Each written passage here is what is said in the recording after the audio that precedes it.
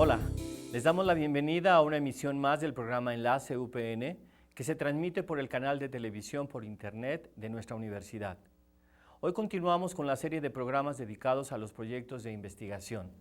En esta ocasión nos acompaña la doctora Xóchitl Bonilla Pedrosa, coordinadora del proyecto Representaciones sobre la digestión y distribución de nutrientes en alumnos de educación primaria. Gracias por estar con nosotros. También la acompañan en el estudio la doctora Rosa María Soriano y la doctora Gabriela de la Cruz Flores, dos de las integrantes de este proyecto de investigación. Antes de iniciar con nuestra charla, les daremos una breve reseña de nuestras invitadas. María Xóchitl Bonilla Pedrosa es maestra de biología especializada en la enseñanza de las ciencias naturales. Realizó la maestría en educación en el área de ciencias naturales y la maestría en pedagogía en la Universidad Pedagógica Nacional. Es doctora en pedagogía por la Facultad de Filosofía y Letras de la UNAM. Sus líneas de investigación son la enseñanza y aprendizaje de las ciencias, epistemología, cognición y evaluación.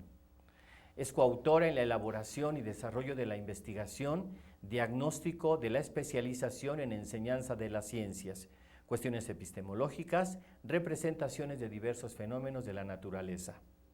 Ha participado en proyectos de investigación sobre la enseñanza de las ciencias, los conceptos científicos de los niños a partir de diversas realidades contextuales y un acercamiento que involucra a la producción de textos de divulgación científica en lengua indígena. Ha publicado artículos en revistas especializadas y es autora de varios libros y capítulos. Bienvenida, doctora Bonilla. Rosa María Soriano Ramírez es licenciada en Pedagogía por la UNAM y realizó la maestría en Enseñanza Superior y el doctorado en Pedagogía en esta misma institución. Ha participado en proyectos de planeación, diseño y elaboración curricular de programas de posgrado en la UPN. Unidad 098, donde también ha sido responsable del proyecto editorial Momento Pedagógico y Expresiones. Sus líneas de investigación son la enseñanza de las ciencias, políticas educativas, teoría pedagógica, teoría curricular, procesos cognitivos, entre otras. Ha publicado artículos en la revista de posgrado de la UNAM, Matices, y dirigido varias tesis a nivel posgrado. Bienvenida, doctora Soriano. Gabriela de la Cruz Flores es doctora en Psicología por la UNAM, realizó una estancia postdoctoral en el Instituto de Investigaciones sobre la Universidad y la Educación en la UNAM. Es miembro del SNI Nivel 1. Entre sus líneas de investigación se encuentran evaluación educativa, tutoría en educación superior, equidad e inclusión educativa, representaciones e ideas previas en el aprendizaje.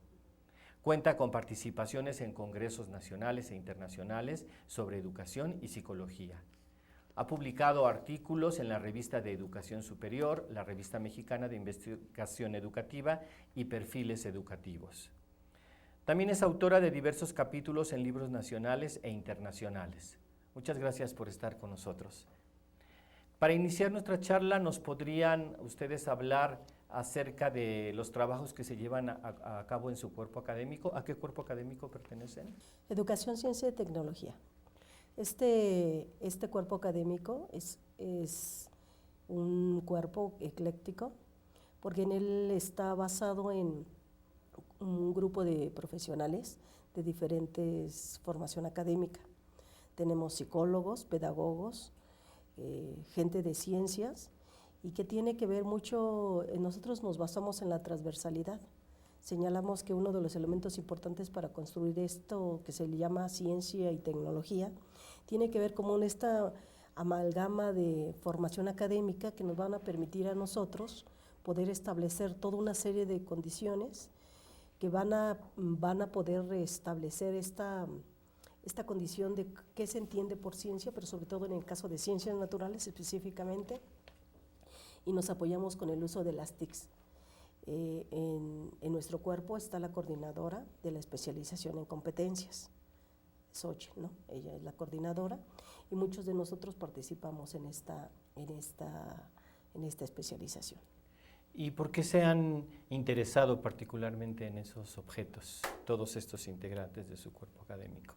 Bueno, uno de los elementos importantes tiene que ver con la conformación de este cuerpo desde esta lógica de entender que las ciencias naturales tendríamos que entenderlas desde esta multifacética visión, pero que además hay demandas actuales que evidencian la necesidad del uso de las TICs, que establecimos como un elemento primordial. Uno de los elementos primordiales que establecimos es que el objeto de estudio de nosotros es las ciencias naturales, pero con apoyo del uso de las TICs. ¿Por qué lo utilizamos como un elemento importante? Porque la gente que la conforma, Alberto y Xochitl, son los que originan de origen, pero que además desde la otra forma de organización de la universidad establecieron como un elemento importante las ciencias naturales. Y nosotros los que llegamos después nos fuimos adheriendo a este objeto de estudio. ¿Y cuáles son los proyectos que actualmente lleva a cabo su cuerpo académico? Actualmente estamos desarrollando una investigación que consiste en indagar las representaciones que tienen los estudiantes sobre la digestión y su vinculación con la distribución de nutrientes en todo el organismo. Esta es una investigación que se trata de un diagnóstico con trabajo de campo que pretende dar cuenta de esas ideas o formas de pensar de los estudiantes, sobre todo del nivel primaria, para que los profesionales de la educación, aquellos que se dedican a hacer planes, programas, libros de texto, y sobre todo los maestros, partan de esas ideas o representaciones para poder organizar sus actividades didácticas, su trabajo ya en el aula específica. Esta investigación la pretendemos realizar en una escuela e indagar qué piensan los niños desde primero de primaria hasta sexto grado de primaria. Vamos a utilizar diversos instrumentos. Entre ellos está una tarea que consiste en que en una silueta los niños escriban y dibujen qué es lo que pasa con un alimento sólido cuando el sujeto lo ingiere. Además, vamos a aplicar un cuestionario con preguntas semiestructuradas que abordan qué es la alimentación, qué órganos constituyen tanto el sistema digestivo como el sistema circulatorio, cuáles son los procesos que intervienen en esta parte de la nutrición, y una entrevista para poder clarificar algunas interpretaciones que no hayamos hecho de manera adecuada. ¿Y cuáles son los constructos teórico-metodológicos en que se basa, en que se fundamenta esta investigación?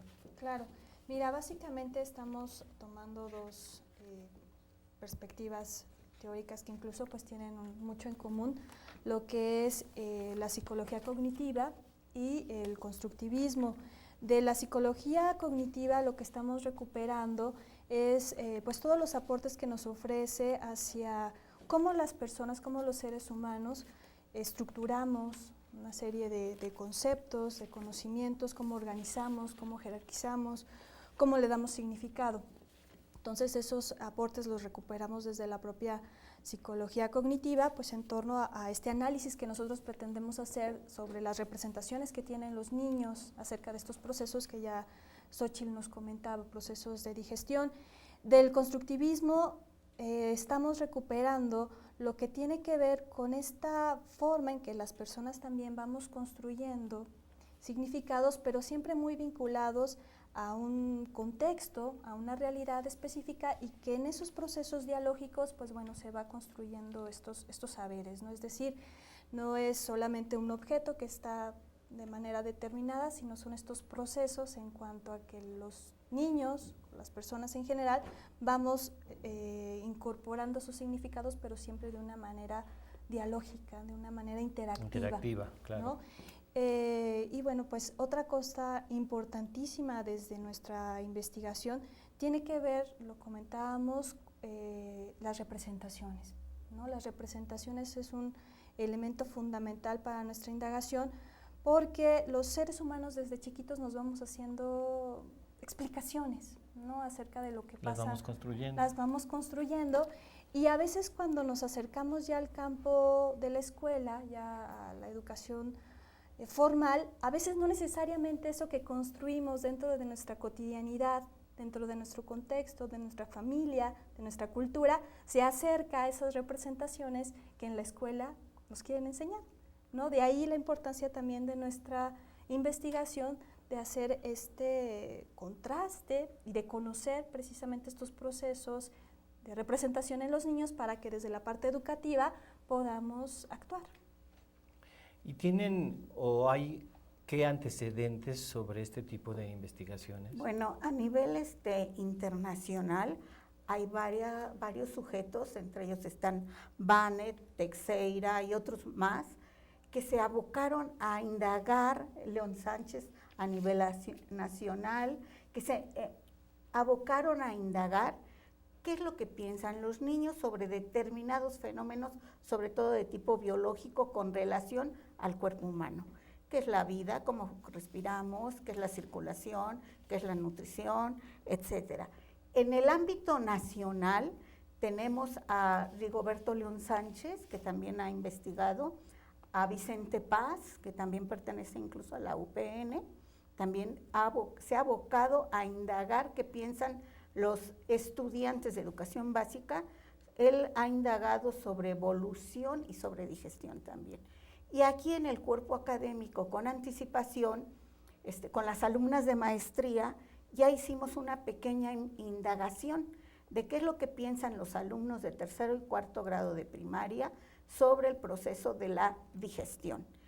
¿Cuáles fueron los resultados de esta última investigación? Se encontraron varios modelos. Es decir, las representaciones que nosotros encontramos de los estudiantes las organizamos en modelos y se encontraron varios modelos. El primer modelo corresponde a que el sistema digestivo es un tubo discontinuo. Puede estar abierto o puede estar cerrado.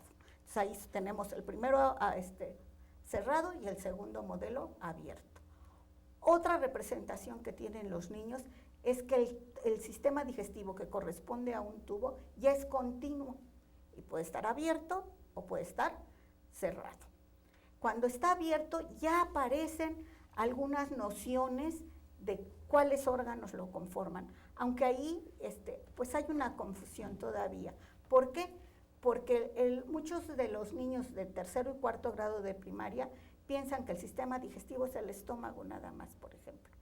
Ajá. No identifican algunos otros órganos como los intestinos, el intestino grueso, algunas glándulas anexas. Posteriormente ya dicen, ese tubo se comunica al exterior. Anatómicamente hay más evolución que con relación a lo que sucede en cada uno de los órganos. ¿Por qué? Porque en el proceso de la digestión hay cambios físicos y cambios químicos. Los cambios físicos los niños los detectan, como es la masticación, la trituración de los alimentos. Sí. Pero ya qué pasa con esos alimentos cuando actúan las enzimas que contiene la saliva, es muy difícil que los niños de tercero y cuarto grado lleguen a abstraer ese cambio, que es decir, que la galleta, la manzana que comemos ya no sigue siendo manzana, si por las enzimas ya se desdoblaron algunas sustancias. Entonces es un proceso muy abstracto que poco a poco el niño lo va construyendo para acercarse más a esa ciencia escolar. No queremos lograr conocimientos como un científico, pero sí que los niños tengan un acercamiento a esa ciencia escolar. Y por último, el último modelo, aunque fue en un porcentaje muy pequeño, es ya algunos niños empezaban a preguntarse, bueno, aquí hay sustancias que el cuerpo puede aprovechar. Esas sustancias se desdoblan. ¿Y qué pasa después? Algunos de ellos ya hacían la articulación con el sistema circulatorio, que es el que se supone que lo distribuye en todo nuestro cuerpo. Entonces, pero eso pasa con los niños de tercero y cuarto grado de primaria. Y nuestro interés es ver qué hay antes con niños de primero y segundo grado, que aquí se les tiene que poner una tarea. Es imposible todavía que ellos contesten un cuestionario porque todavía no manejan bien la escritura. Entonces hay que hacer entrevistas. En los niños de tercero y cuarto, que ya manejan ambos, aún así hay la necesidad de hacer las entrevistas. Y con los niños de quinto y sexto vamos a ver qué representaciones tienen para organizar esas representaciones en modelos y dar cuenta de estas. ¿Para qué sirven? Para que los maestros digan, pues así piensan mis estudiantes. Y si están en un enfoque de tipo constructivista, partan de esas ideas para crear ciertas actividades didácticas. Toda la estrategia que se puede desarrollar a partir de eso. Bien, muchas gracias. En breve continuamos con nuestras invitadas. Ahora les proporcionaremos las siguientes instrucciones para que puedan ingresar al portal de nuestra programación. Adelante con la cápsula. Para acceder a las transmisiones por Internet del canal de radio y televisión de la UPN, escribe la dirección radioytv.upn.mx en el espacio identificador de la página web en la parte superior. O busca nuestra página en tu navegador. Simplemente teclea esta dirección y en la búsqueda aparecerá la página del portal. Ahí podrás seleccionar la programación de televisión, de radio o las transmisiones en vivo. Para otros dispositivos como teléfonos celulares con sistema operativo Android, iPod u otros, sigue las indicaciones que aparecen en tu dispositivo. Continuemos comentando sobre su proyecto. ¿Cuáles son los impactos de esta investigación para el área académica 3 a la que pertenecen y al campo de la investigación educativa? Bueno, hay varios elementos importantes. Primero, habría que ver que en el área académica 3 se empieza a establecer ya unas políticas de investigación. Se forma la llamada Comisión de Investigación, la cual va a establecer como esta serie de normas, esta serie de condiciones para poder no solamente registrar esta investigación, sino además echar a andar. Entonces, ¿cuál sería uno de los impactos en el caso para la área 3? Primero, que se empieza a uniformar, regular y establecer ciertas condiciones para investigar. ¿Esto qué quiere decir? Quiere decir también como dar cuenta de esta producción académica que se está llevando con los profesores de esta área. Un segundo momento tiene que ver mucho acerca de qué se realiza, o sea, qué realizamos los profesores del área 3. Antiguamente se establecía que cada uno de los profesores hacía una serie de investigaciones como en solo, como en grupo. Ahorita lo que se quiere establecer es que se señale en colectivo esta serie de trabajos que se estén realizando. Este sería como el impacto fundamental, es la uniformidad y la regulación de esta producción académica. En el caso de la investigación educativa, ya precisamente con esta investigación, es crear y formar más adelante estrategias didácticas para la enseñanza de las ciencias naturales. Uno de los elementos importantes que hemos visto es que la manera tradicional de enseñar ciencias naturales tiene que ver mucho con esta lógica de que el profesor a veces de educación básica establece en esta lógica memorística elementos que pareciera que el niño tiene que incorporarlos, ¿no? Pero esta pareciera que el niño tiene que incorporarlos no toma en cuenta todos estos procesos de representación que el niño va estructurando en todo su desarrollo cognitivo. Entonces, ¿qué pretendemos? Pretendemos a mediano plazo establecer una serie de estrategias didácticas, sobre todo con profesores de educación básica, que les den elementos del manejo diferente de este proceso de enseñanza-aprendizaje. Uno de los elementos importantes en el caso de ciencias naturales es ver que no solamente la simple experimentación, sino poder establecer esta conexión entre lo que piensa el niño y los contenidos que están enseñando los profesores.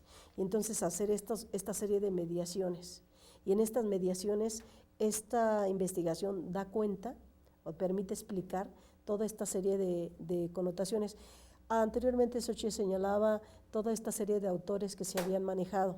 Uno de los elementos importantes en el caso de nuestra investigación es que lo vamos a hacer con niños mexicanos, con niños con esta actualidad que se está viviendo.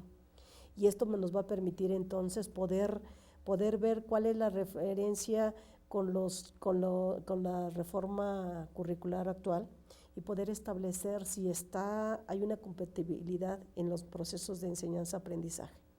Entonces, ese es por un lado. Y por otro lado, en el caso de educación superior, tiene que ver mucho con el volver a reencontrarse con esta investigación en el campo de las ciencias naturales y establecer que uno de los elementos importantes de este campo es empezar a recrear nuevas líneas de investigación, porque se habla mucho de ciencias naturales y pareciera que tiene que ver mucho con esta lógica biológica o física o química, pero no se habla desde los actores. Entonces lo que nosotros queremos es dar significado a los actores. ¿Y a quiénes? Bueno, en este caso a los niños, ¿no? ¿Y qué papel juegan los maestros en ese sentido?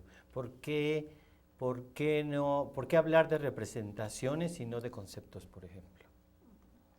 Bueno, antiguamente los maestros, o actualmente también, llegan al grupo y aplican la famosa evaluación diagnóstica. Ajá. ¿Y qué es lo que indagan? Indagan la información que el sujeto trae.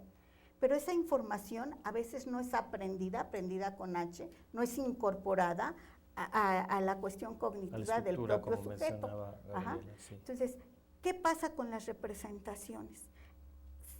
Te voy a poner un ejemplo. A veces en un examen yo explico, la fotosíntesis es la función por medio de la cual los vegetales fabrican sus alimentos, ¿sí? Y si yo platico con un estudiante, oye, ¿cómo se alimenta esta plantita? Ya da otra explicación. ¿Por qué? Porque el concepto de fotosíntesis es una información que él ha memorizado, pero en realidad no ha formado parte de su explicación del mundo. Entonces, y esas explicaciones son las representaciones. ¿Por qué indagamos representaciones y no conceptos?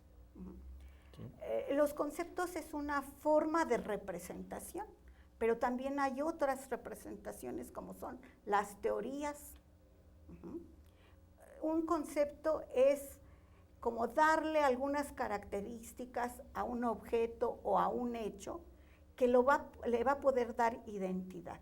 Pero esos conceptos a veces se relacionan con otros conceptos y esas relaciones forman redes que en realidad forman teorías, y no teorías desde el punto de vista científico, que también se da, sino teorías intuitivas, esas redes se dan aquí en la estructura mental del sujeto y forman teorías implícitas o teorías intuitivas que les sirven para explicar el mundo.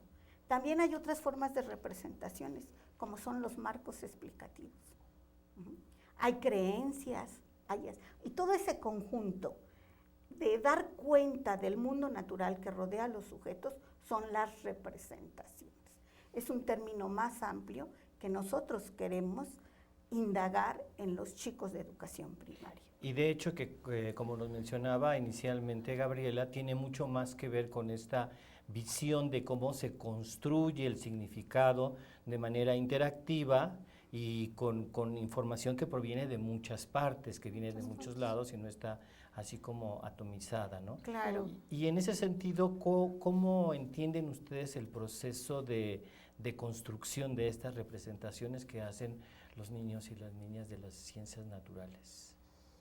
Pues es que es un proceso bastante complejo, ¿no? Lo comentaba en un principio, por un lado pues está toda esta historia de los niños dentro de su propia familia, ¿no? Estas costumbres que incluso pues pudieran transmitirles a ellos en torno a estos procesos, por ejemplo, de manera particular estas representaciones sobre cómo se dan los procesos digestivos, pero también quisiera como resaltar esta parte del propio contexto y de nuestra cultura, ¿no? Tenemos arraigadas una serie de formas de concebir ciertos procesos, ¿no? Y en ese sentido pues se van configurando estas representaciones.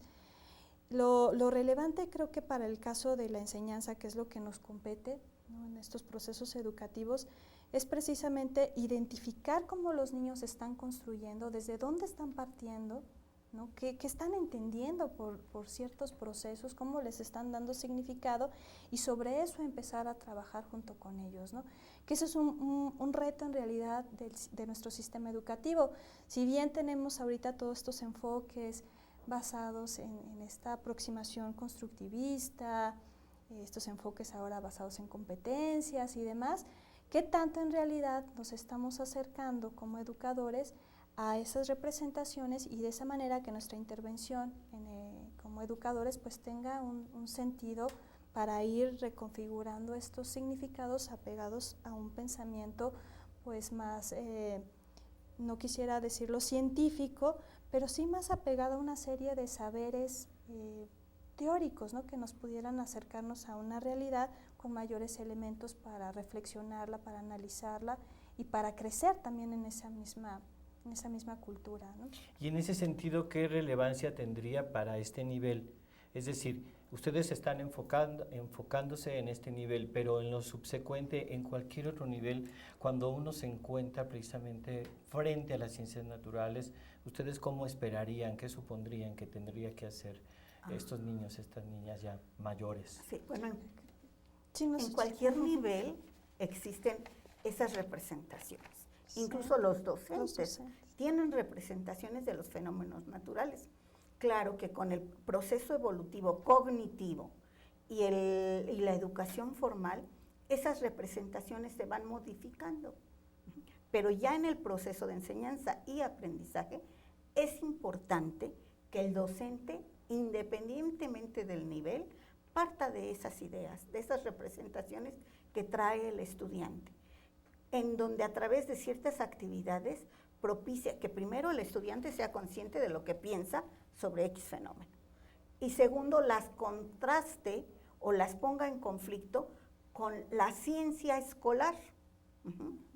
Y entonces él va a decir, bueno, esto que yo pensaba, pues no es como yo pensaba, y van cambiando sus representaciones. Pero eso lo tiene que hacer el sujeto al concientizar qué es lo que piensa.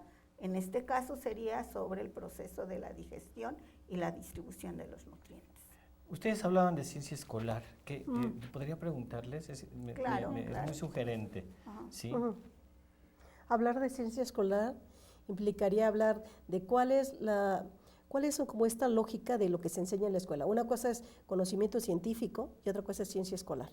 Lo que se da en la escuela no es un conocimiento científico, es una ciencia escolar, pero una ciencia escolar a veces acabada. Es decir, hace rato tú preguntabas, ¿por qué hablar de representaciones y no de conceptos? Nosotros criticamos fuertemente este modelo tradicional, donde el estudiante tiene que memorizar toda esta serie de conceptos. Imaginémonos la fórmula de movimiento o de distancia, y entonces le explicamos a él el movimiento rectilíneo uniforme. Pero él establece esta fórmula y como si fuera parte de una exposición o de un trabajo, pero no lo ve desde la cotidianidad. Y entonces el movimiento rectilíneo uniforme, pues él dice, no tiene ninguna relación directa conmigo. Entonces, cuando hablamos de ciencia escolar, tiene que ver mucho con esta lógica de la cotidianidad, pero sí estableciendo a partir de una serie de contenidos. Lo que queremos es establecer cómo los procesos que se construyen los sujetos y los procesos mediacionales permiten o no esta complejidad de estas representaciones. Tú hace rato señalabas, bueno, en este nivel, pero ¿qué pasa en los niveles posteriores? En lo que hemos encontrado con una serie de cursos que hemos estado trabajando sobre todo con gente de la UNAM, es que la gente de la UNAM decía en la Facultad de Química, nosotros enseñamos la historia de la química, porque cuando estamos ahorita hablando de química, esto que nosotros enseñamos ya está desuso, ya está fuera de. Entonces dice, pero entonces hablar de ciencia escolar implica también hablar de un dinamismo, hablar de una complejidad, pero también implica establecer desde la lógica, como decía Xóchitl, establecer desde la lógica de construcción del otro. El problema es que en enseñanza de ciencias, y no solamente enseñanzas de las ciencias, sino puede ser de ciencias naturales o ciencias sociales, damos al otro sujeto como acabado, como que esto ya se tiene que dar porque esto ya se dio, ¿no? En el caso de historia, los famosos metarrelatos, en el caso de naturales, los famosos conceptos. Pero el problema que hemos visto, que en el caso, por ejemplo, de la evaluación de PISA, salen muy mal los estudiantes en ciencias naturales porque lo que hacen es aprenderse las fórmulas, sí, pero no las construyen. La información. La información. No hacerla conocimiento, exacto, que sería un poco la conclusión del sentido de representación. Exacto. Aquí yo quisiera agregar algo. Hay ciertos conocimientos que manejan los científicos. Esos conocimientos tienen que pasar por una transposición didáctica para ver cómo los vamos a manejar dentro del aula. Sí. Y esa transposición va a considerar varios elementos: el programa de estudio, el nivel cognitivo de los estudiantes, sus representaciones y cuáles son los medios didácticos, incluso con el uso de las TICs, para que el alumno pueda comprender el avance de ese modelo que representa un fenómeno de la realidad. Si el estudiante adquiere o construye esto, no nada más va a poderse explicar los fenómenos que ve cotidianamente, sino va a construir una idea de la ciencia como algo dinámico, como un constructo del hombre que continuamente está cambiando y que es válido en determinados contextos y en determinados tiempos históricos. Muy bien. Muchas gracias. Antes de continuar con nuestra interesante charla, los invitamos a ver una breve cápsula sobre los trámites y servicios que ofrece la Subdirección de Servicios Escolares. Regresamos en unos instantes. La Subdirección de Servicios Escolares te acompaña desde tu ingreso hasta la titulación. Ofrece diferentes servicios a todos los alumnos de los niveles de licenciatura, especialización y posgrado. También establece los mecanismos administrativos para realizar distintos trámites como inscripción y reinscripción, elaboración de constancias de estudios y credenciales, duplicado de tira de materias, historiales académicos, certificados parciales y terminales, duplicados de certificados terminales, fotocopia de documentos originales, carta de pasante, expedición de títulos profesionales, así como la gestión de cambios de unidad, carrera, grupo y materias, bajas temporales o definitivas. También puedes realizar trámites y consultar tu trayectoria académica en la página de internet http://escolares.upn.mx/certificación/RX. Además, todo alumno de licenciatura que no cuente con protección por parte de alguna institución de seguridad social, como ISSSTE, Pemex o IMSS, puede solicitar el seguro facultativo del IMSS. Acércate al Departamento de Apoyos a Estudiantes de la Subdirección de Servicios Escolares para afiliarte al seguro facultativo. Para realizar cualquier trámite, debes hacer el pago correspondiente en la Caja General, entregar en el área de atención el comprobante de pago y mostrar tu credencial de estudiante y tira de materias. Si no tuvieras tu credencial en ese momento, con tu tira de materias y una identificación oficial vigente, puedes hacerlo. La Subdirección de Servicios Escolares se encuentra ubicada en la planta principal del edificio A. El horario de atención en mostrador es de lunes a viernes de 9 a 20 horas. Estamos de vuelta con nuestras invitadas. Doctora Bonilla, ¿nos podría decir a qué problemáticas trata de dar respuesta a esta investigación para la enseñanza de los procesos digestivos y respiratorios en el nivel primaria? Sí, cómo no, vamos a hacer un poquito de memoria y probablemente tú, Rosy o Gaby, aprendimos cómo funciona el sistema digestivo con un esquemita, ¿no? Y ahora localicen el estómago, pongan el estómago, ahí se forma esto y ilumínenlo de tal color. Y luego otro órgano y otro órgano, sin hacer la interacción o la conexión de que todo el sistema digestivo está unido, que es como si fuera un tubo que adquiere diferentes formas. Pero además lo importante es que ese sistema está unido con otros y el otro con otro, es decir, ver al cuerpo humano como un todo, en donde todos los sistemas y los órganos y todo están interrelacionados. Antes aprendíamos de manera atomizada. Sí. Por eso es importante indagar representaciones y no conceptos o información. Porque esa representación es una red de constructos que cada uno de los sujetos ha elaborado para darse cuenta a sí mismo de determinado fenómeno. Entonces, esa lógica también la tenemos que aplicar en los procesos de enseñanza y aprendizaje.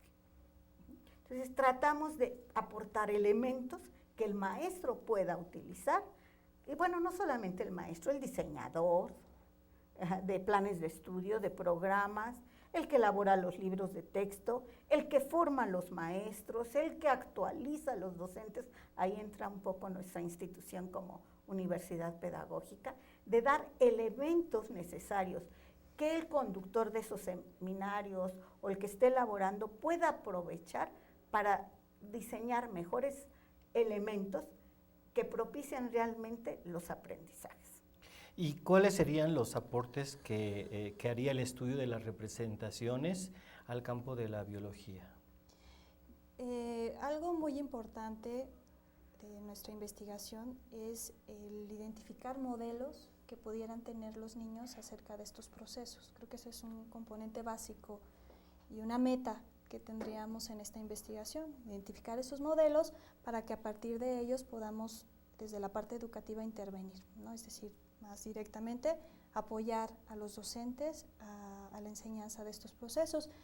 Pero fíjate que también algo muy importante que pretendemos lograr con nuestra investigación es que desde la parte metodológica, con el análisis de las tareas que nosotros pretendemos darles a los niños, también, por un lado, llevarlos a procesos de pensamiento que estén muy ligados, por ejemplo, desde problematizar, hipotetizar, comprobar, o sea, llevarlos también a una forma de pensar, ¿no? Sí. O sea, iría como es como una investigación que pretende ser una investigación de doble vía, digamos, o sea, por un lado, sí investigar estas representaciones, identificar los modelos que tienen los niños, pero por otro lado, llevar a los niños también a un repensar, ¿no? A generar estos procesos de pensamiento analíticos, reflexivos, que les ayuden incluso a transferir esas formas de organizar, de jerarquizar, de darle sentido al conocimiento, que puedan aplicarlo a otros dominios del conocimiento, o sea, no necesariamente aplicado, ahorita lo estamos viendo a las ciencias naturales, pero esa forma desde la parte metodológica que nosotros pensamos desarrollar en la indagación, que pueda ser aplicado a otras áreas del conocimiento, ¿no? Entonces, digamos que entonces no solamente para el campo, como era en la pregunta, de la biología, sino que el espectro se hace mucho más amplio, porque lo que se apropia es un modelo. Un modelo que pueda ser transferido, aplicado a otros ámbitos. Así es. ¿Y cuál sería el impacto o la relevancia que ustedes esperarían que los hallazgos de su investigación tengan para el nivel de básica, digamos, de primaria? Bueno, primero, que el docente mismo reflexione sobre sus propias concepciones de este proceso, que se cuestione a sí mismo. En segunda, que cambie su forma o sus estrategias de enseñanza y aprendizaje. Tercero, pues que haya, que lo que encontremos sea publicado y que llegue realmente al maestro de base, el que está frente al grupo. Ya en el cuerpo académico se han elaborado algunos textos que van dirigidos o a los estudiantes de básica o a los profesores de educación básica. Aquí nos ha servido en especial para elaborar los programas de las materias sobre la enseñanza de las ciencias naturales, en donde se utilizan diversas estrategias como son la indagación, la problematización, la experimentación, la elaboración de diccionarios científicos, la elaboración de modelos, pero ya partiendo de esas ideas. Te voy a poner un ejemplo. Apenas trabajando con un grupo de maestros, se detectaron que ellos no sabían a dónde estaba conectado el hígado y el páncreas. Y a la hora de elaborar un modelo tridimensional, decían, bueno, ¿dónde lo conectamos o lo ponemos? Entonces, el maestro analiza que no sabe qué pasa con esa representación que tiene y busca, indaga y dice, pues va unido al intestino delgado. Y se asombró de ver que el intestino delgado tiene 6 o 7 metros, porque estaban elaborando. Y ahora, ¿cómo nos cabe aquí? Pues hay que doblarlo. Y llegaron a la conclusión de la forma que tiene el intestino delgado. Y eso lo hemos detectado en nuestros cursos que trabajamos con los docentes de educación básica. Entonces, en realidad, el impacto no solamente es para los docentes de ese nivel, sino hasta para nosotros mismos que trabajamos con los docentes. Claro. Creo, perdón, uno de los elementos importantes es desmitificar esto que se habla del estudio de las ciencias, porque cuando a veces se habla de estudiar ciencias, pareciera que uno tendría que tener ciertos atributos, ¿no?, para poderlo realizar. Pero lo que se pretende aquí es señalar que esta desmitificación va a permitir entonces al maestro de educación básica empezar a pensar que igual que el niño que tiene una serie de representaciones, él también tiene una serie de representaciones. Y que a veces si el niño no sale muy bien en ciencias naturales es porque al maestro tampoco le gusta mucho ciencias naturales. Y entonces nuestro reto es poder establecer esta serie de estrategias didácticas que le permitan coadyuvar en su mejoramiento de su práctica docente, básicamente, ¿no? Sin duda.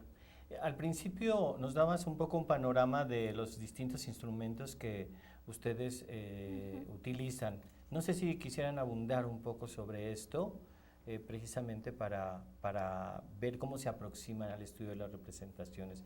¿Qué instrumentos utilizan? Sí, bueno, básicamente había comentado Xóchitl que estamos pretendiendo aplicar tareas muy específicas para trabajar con los niños, retos, de alguna manera, siluetas, decíamos, donde ellos tienen que dibujar cómo se representan precisamente estos procesos, pero algo que quisiera que acotar es el hecho que cuando los niños estén dibujando, nosotros estar pues cercanamente con ellos y hacerles preguntas. En cierto sentido, yo diría que sería una entrevista un tanto parecida como una entrevista piagetiana, ¿no? En el sentido sí, de bueno, ¿y por qué exactamente, no? ¿Por qué lo ves así y por qué no lo ves de tal manera y qué pasaría si se mueve tal pieza, etcétera, ¿no? Para ir indagando cercanamente junto con ellos pues estos procesos. Y bueno, lo que comentábamos también en cuanto a otros instrumentos, los cuestionarios, propiamente que serían aplicados para niños más grandes, ¿no? Pero aquí lo clave va a ser este acercamiento que tengamos de las representaciones que tienen estos niños en esta edad de 6 a 12 años, pero de una manera muy cercana, ¿no? Que estos instrumentos nos permiten tener ese acercamiento para indagar más, o sea, no solamente que se quede en lo que ellos nos puedan escribir o dibujar, sino cercanamente con ellos interrogarles cómo están pensando las cosas, ¿no? Y eso pues va a ser fundamental para la construcción que nosotros pretendemos hacer de estos modelos, sí, ¿no? De estos modelos conceptuales que tienen los niños de estos procesos particularmente, ¿no? De digestivos y de circulación. Supongo que ustedes no son las únicas aplicadoras. No. Entonces, ¿cómo está conformado este equipo que utiliza esta serie de instrumentos? Bueno, nosotros estamos conformados por varias gentes. Uno es Alberto Monier Treviño, la otra es Alma Rodríguez Castellanos, la otra es Grisel Sandoval, Licea Sandoval, la otra es Guadalupe Sepúlveda Velázquez. Tenemos también a un colaborador, Lucio, no me acuerdo. Que es nutriólogo. Que es un nutriólogo, que además una de las cosas valiosas es que al saber de nuestra investigación, y a pesar de que él es un apoyo administrativo, él quiso colaborar con nosotros. O sea, hay gente que se ha acercado porque le llama mucho la atención en lo que estamos realizando. Gente de servicio social. Gente de servicio social. Tenemos varios estudiantes de la licenciatura en psicología que les ha interesado este tema, pero además gente también de maestría que quiere participar con esto, pero no solamente de aquí de la UPN, sino también de la UNAM. Entonces es un grupo numeroso. Sí, precisamente por eso les preguntaba, porque este programa va dirigido en gran medida también a los estudiantes de nuestra universidad y quienes estuvieran interesados a partir de lo que ustedes están exponiendo, bueno, que saben que se pueden dirigir entonces a ustedes. ¿Y en qué etapa se encuentra el proyecto? Bueno, a ver, entonces, ¿sí? Hemos primero tratado de conformar un equipo que tengamos un marco teórico semejante, porque cuando empezamos a trabajar, unos tenían un enfoque, otros otro. Entonces, se construyeron seminarios, ahorita llevamos en el tercero, para tratar de construir un marco teórico-metodológico homogéneo. Eso es una. Otra, estamos también indagando qué investigaciones se han hecho al respecto, es decir, el estado del arte. Ajá. Una investigación pues es la que ya elaboramos en el propio equipo, pero hay más a nivel internacional y nacional para ver qué es lo que han encontrado, qué metodologías utilizaron, cómo se podía enriquecer lo que ellos hicieron o encontraron. Ajá. Entonces ahorita estamos en ese proceso y también nos estamos acercando un poco ya a la elaboración de los instrumentos y a las categorías de análisis, aunque la definición de los mismos los vamos a tener hasta que apliquemos el primer instrumento, las categorías de análisis sobre todo, porque van a partir de lo encontrado en el estado del arte y de lo que se encuentra en los propios sujetos, objeto de esta investigación. Y finalmente, ¿ustedes cómo tienen prevista la producción así académica? ¿Hacia dónde tiende como parte del desarrollo de la misma investigación que ustedes realizan como cuerpo académico? Lo tenemos en dos sentidos. Primero, una producción académica que tiene que ver mucho con qué hemos encontrado. Entonces, es la publicación de artículos, la publicación de libros a nivel nacional e internacional, y básicamente lo que hemos realizado son una serie de ponencias y conferencias sobre este tema, ¿no? Muy bien. Gracias por estas respuestas. Va a salir apenas un artículo en un libro de la Facultad de Psicología, ya con los resultados de la primera investigación que se realizó en el equipo. Muy bien. Sí. En un momento más regresamos con ustedes. Ahora los invitamos para que puedan ver una cápsula interesante que hemos preparado. Adelante.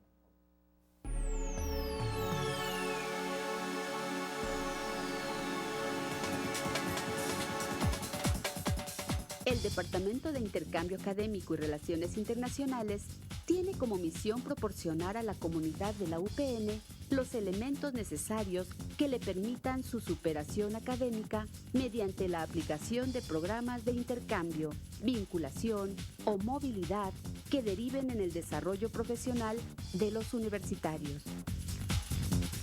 Esto se realiza mediante los convenios de colaboración y la relación de la universidad con instituciones, organismos y gobiernos tanto locales como extranjeros.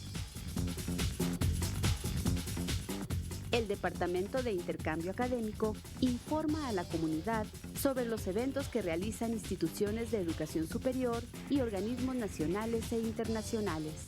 Además, asesora y orienta sobre las ofertas de programas de becas a las que pueden acceder los estudiantes. De esta forma, funge como medio de enlace entre las instituciones otorgantes de becas y el becario. Planea y organiza el apoyo relacionado con el seguimiento, la evaluación, los aspectos administrativos y de financiamiento.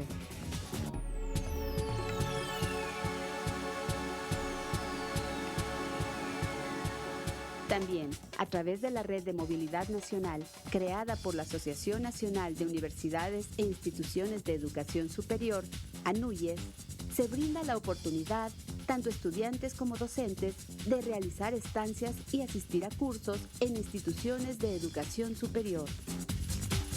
Gracias a los convenios establecidos con organizaciones nacionales e internacionales, es posible la colaboración académica y la realización de proyectos de investigación con apoyo del CONACYT o de la Organización de Estados Americanos. Para mayor información, visítanos en el nivel azul, cubículo A417 o llama al 5630-9700, extensión 1150. Pues estamos de vuelta con nuestras invitadas y para concluir con esta interesante conversación, me gustaría que si pueden enfatizar algunos puntos de lo que ustedes han mencionado o que tal vez quisieran subrayar su importancia, por favor. Pues a mí me gustaría destacar 3 cosas. La primera, hacer hincapié en que el conocimiento es construido a través de la interacción social con el medio ambiente que rodea al sujeto y ahora podríamos agregar que con el ambiente virtual. Todos estos ambientes permiten que el alumno construya representaciones y conocimientos. Otro punto que me gustaría enfatizar, porque de alguna manera estamos parados en esta base es que el aprendizaje lo estamos considerando como una adquisición y modificación de representaciones. Por eso es importante indagar las ideas del niño, conflictuarlas con algunas actividades y que vuelvan a construir otras más cercanas a la ciencia escolar. Y por último, enfatizar que la ciencia cognitiva ve a las representaciones y al aprendizaje como dos procesos paralelos. Bien. A mí me gustaría establecer que uno de los elementos importantes de esta investigación es como puntualizar que la transposición didáctica no se puede entender si no entendemos desde la lógica propia de los niños. Es decir, esta investigación lo que pretende es darle voz a los que no tienen. Los que no tienen casi siempre son los estudiantes. Y entonces esto va a permitir a la larga establecer como esta lógica de ciencia escolar, o esto que se llama ciencia escolar, establecerlo a partir de una transposición didáctica vertida desde la propia construcción del sujeto, ¿no? Esto no quiere decir que se deje de lado los contenidos. Lo que se pretende es que desde esta propia construcción que ellos lo realicen, poder hacer todo este entarimado. Y por otro lado, lo que esta investigación nos está dando cuenta es este trabajo colegiado. Se habla mucho hoy de que la producción académica de nosotros como profesores de tiempo completo tiene que ser desde la colegiabilidad. Es esta investigación lo que nos ha permitido esto, no solamente a nosotros como profesores del cuerpo, sino además poder establecer a los estudiantes, ¿no? A los estudiantes de los diferentes niveles y darnos cuenta que así como los profesores de educación básica tienen una serie de imaginarios, también nosotros. Y en el caso de esta investigación ha sido muy refrescante, ha sido como muy placentero el que ellos estén, lo que estén los estudiantes de maestría y que estén los estudiantes de licenciatura, porque nos da otra visión, nos marcan visiones que a lo mejor nosotros pretendemos que entenderla como construcción, pero cuando lo dice un agente joven, cuando lo oímos hablar desde un agente joven que se está formando, nos da entonces el entendido que sí estamos como en un buen camino, ¿no? Bien. Gabriela Cruz. Pues bueno, yo creo que el impacto potencial que puede tener la investigación y que incluso en otras investigaciones previas que el cuerpo pues viene desarrollando por algunos de sus integrantes, desde mi punto de vista creo que lo más significativo o el impacto futuro está precisamente en los procesos de enseñanza-aprendizaje, ¿sí? A veces como investigadores nos quedamos en esa perspectiva, no solamente investigamos, reportamos, publicamos y hasta ahí, ¿no? Pero el impacto realmente de la investigación va a verse reflejado cuando los propios docentes no tengan diferentes herramientas para ejercer también su propia práctica, ¿no? Acompañada, por supuesto, también de sus puntos de vista. Es decir, no solamente es darles como tradicionalmente lo hacemos, ¿no? Desde un sistema muy paternalista de que, bueno, ahora hazlo así, sí, ¿no? Sino se trataría de involucrarlos también a ellos para ir generando, pues, estrategias acordes y que den respuesta, pues, a estas representaciones que tienen los niños y que se vayan construyendo, pues, significados compartidos, ¿no? Entonces, fundamental, creo que el impacto estaría en la parte educativa. Sí. ¿No? Me gustaría agregar algo. Hemos estado hablando exclusivamente de la educación presencial. Estos fenómenos, estas ideas, también pueden aprovecharse en una educación virtual o lo que llamamos online, ¿sí? Ahí también es muy importante detectar estas ideas previas. Ahí también, a través de diversos recursos, ya recursos digitales, hacer que los usuarios reflexionen sobre sus pensamientos, reflexionen sobre sus representaciones y a través de andamios cognitivos, alguna lectura, algún foro, algún blog, hacer que ellos se cuestionen y vayan construyendo nuevas representaciones. Nosotros sabemos que ahorita tiene una gran proyección e impacto esta educación virtual. Aquí, incluso en la Universidad Pedagógica, a través de varios planes de estudio se está utilizando. Sí. Y esto no es exclusivo de educación presencial, también es para educación virtual. ¿Y ustedes cómo lo recuperan, digamos, este aspecto tan importante, cómo lo recuperan dentro de su propio proyecto de investigación? Pues mira, ahorita en nuestro objeto de estudio es educación básica, y en educación básica pues todavía no sé si exista, ahí es una muestra de ignorancia, algún tipo de educación virtual. Sí hay el uso de TICs. Sí. Ajá, con el equipo de la UNAM se creó un proyecto que era el uso de las TICs en la enseñanza de las ciencias naturales, y a través de varios interactivos se detectaban las ideas previas de los estudiantes, y con base en esas ideas ellos se podían dirigir a la actividad A, B, C o D para cuestionarse y volver a construir otras representaciones. Sí, yo perdón, es que no lo planteé adecuadamente, Ajá. lo hacía sobre todo pensando en la perspectiva de los docentes, que también ese es un espacio de intervención y donde allí, bueno, Ya. estaría la conexión, pero el tiempo se nos ha terminado. Concluiremos con esta agradable conversación. Solo nos resta agradecer a nuestras invitadas el habernos acompañado en esta ocasión. También les agradecemos a ustedes por su interés en esta emisión, y les recordamos que pueden vernos en la página de internet http://radioytv.upn.mx. Además, estamos recibiendo sus comentarios en nuestra página de Facebook y en nuestra cuenta de Twitter. Yo soy Rubén Castillo. Hasta pronto.